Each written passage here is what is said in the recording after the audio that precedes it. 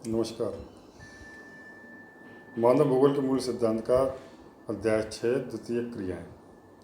संपूर्ण आर्थिक क्रियाएं, चाहे वो प्राथमिक, द्वितीयक, तृतीयक और चतुर्थक हों, सभी का कार्य क्षेत्र संसाधनों की प्राप्ति एवं उनके उपयोग का अध्ययन करना है। ये संसाधन मनुष्य के जीवित रहने के लिए आवश्यक है। द्वितीय गतिविधियों द्वारा प्राकृतिक संसाधनों का मूल्य बढ़ जाता है, क्योंकि मैन्युफैक्चरिंग में आती है, इसमें प्रोसेसिंग की जाती है। इसमें जैसे गेहूं से आटा बनाना, मैदा बनाना, लकड़ी से फर्नीचर वगैरह बनाना, तो ये सारी चीज़ें द्वितीय क्रिया में आएंगी।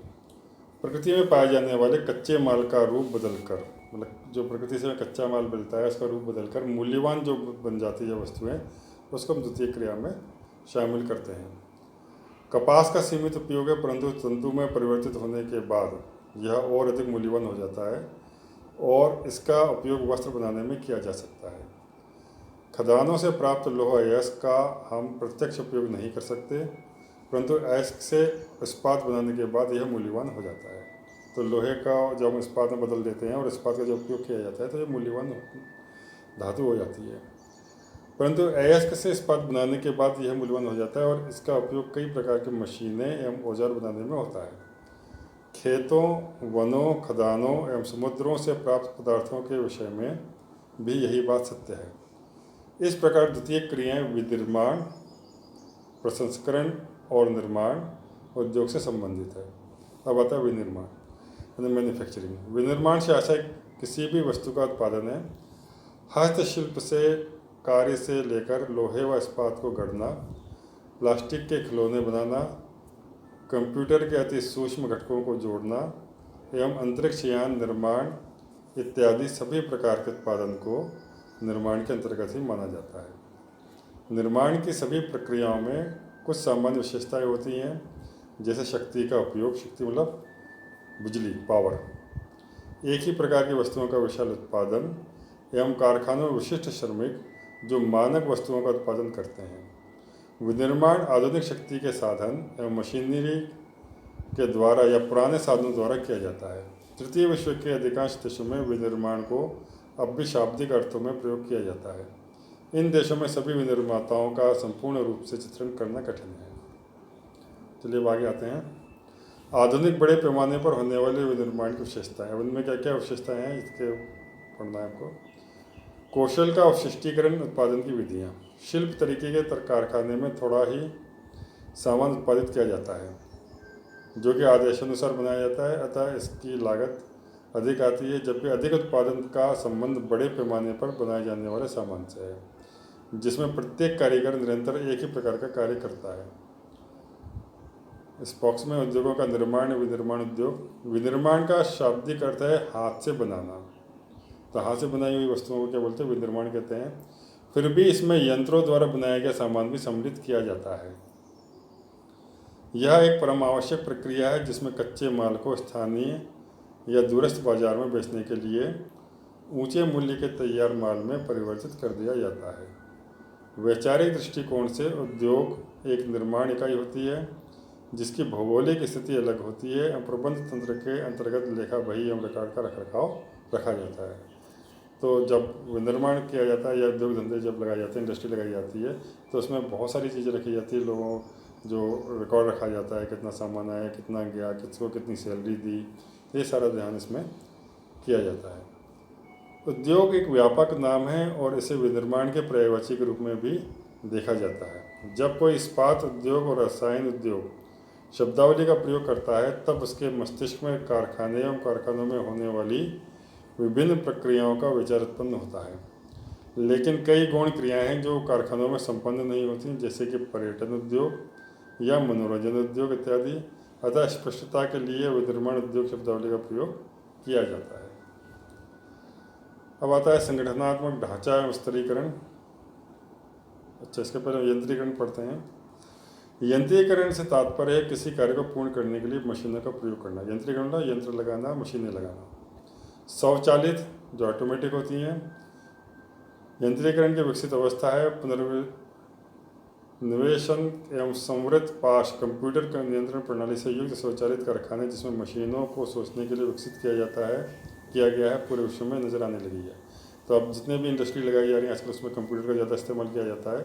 ऑटोमेटिक सारा सामान तैयार, पैकेजिंग वगैरह सब कुछ हो जाता है इसमें।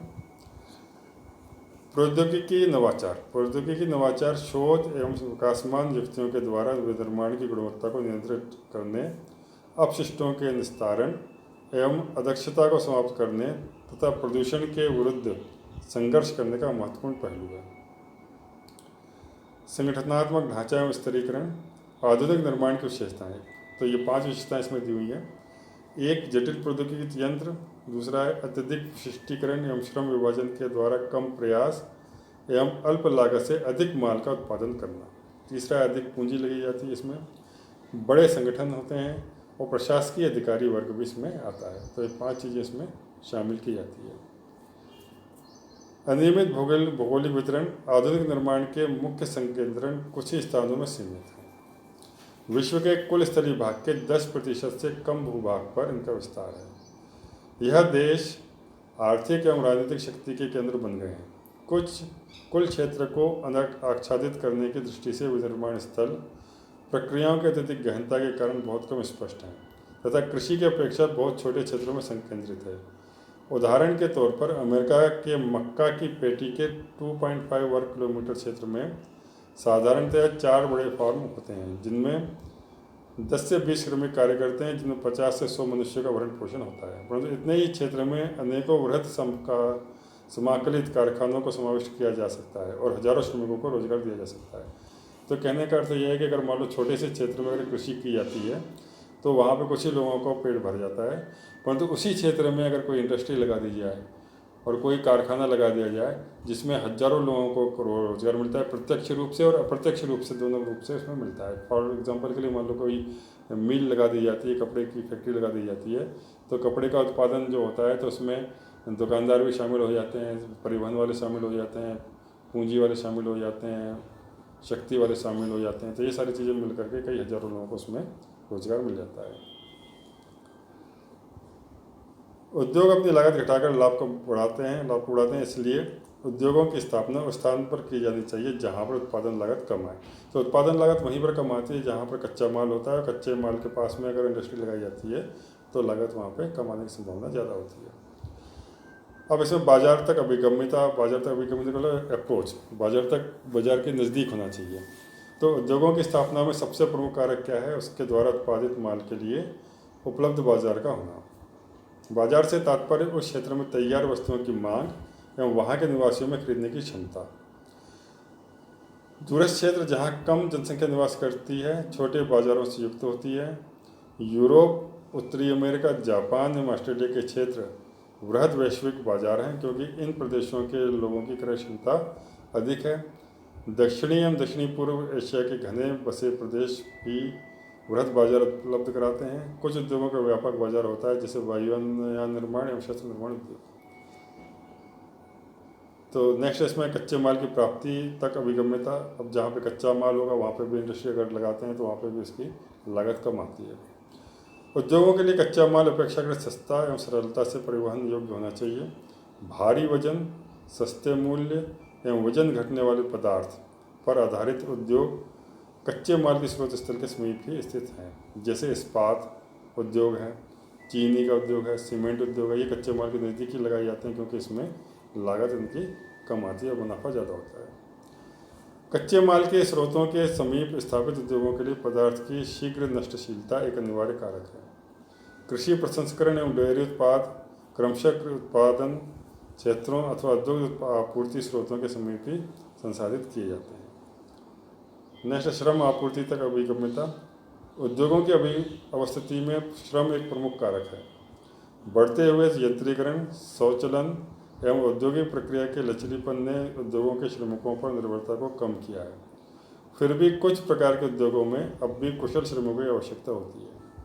तो बहुत से ऐसे उद्योग हैं जहाँ पर कुशल श्रमिकों की आवश्यकता होती है, जहाँ पर मिस्त्री होते हैं वो, और उनका कार्य अलग ही तरह का होता है।